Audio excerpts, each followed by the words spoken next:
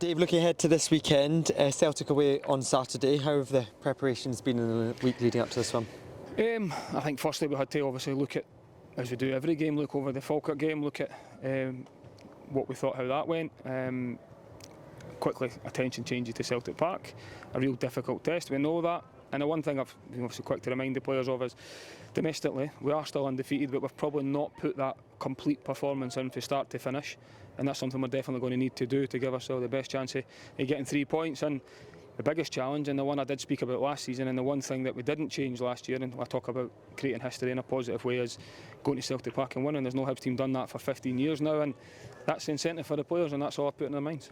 What does that complete 90-minute performance look like then?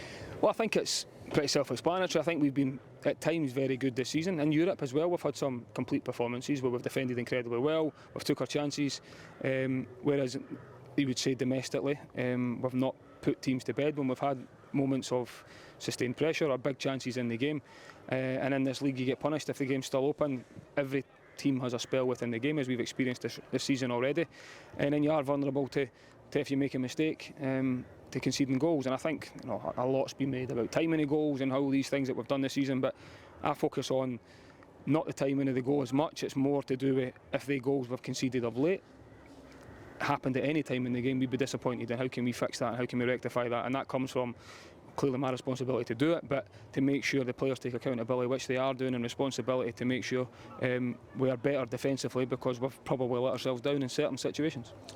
Looking at Celtic then, what have you made to their start to the campaign? Well, this weekend it's two teams that are undefeated in the league. They've had a real positive performance and result in Europe. Difficult game on Wednesday night, which I watched the game. I thought they could have won the game with the way the second half went. They've got a lot of top players that are used to playing 2 games a week, 3 games a week, because that's what the level they perform at. So it's a difficult game, but it is one the players should look forward to. I say it every time, we should have to go along there with the belief that you can go and win, but also go and relish the opportunity. You're playing against a team that's a top team with top players, as we had to do, and that was the mindset going into all the European games. So it'll be a similar sort of mindset going into it, knowing that we need a complete performance to give us the best chance. Just looking at team news then, I saw Joe Newell out on the grass a lot this week. How is he getting on and how are we looking for tomorrow? Yeah, well, he's not been integrated with the squad as much this week because we've been a 3-game week. Obviously our intensity is quite low, and we need him to keep making sure he's pushing his numbers and giving himself the best chance fitness wise, but all being well, if he has finished this week positive, I think today's went well again. I think he's got another big session tomorrow, and then he should join the group again with it being a normal week leading in towards the derby, and he clearly won't be available for that. He's been out for a long time, but it'll be good to get him back and around the group again. Nice one, Dave, thank you. Thank you.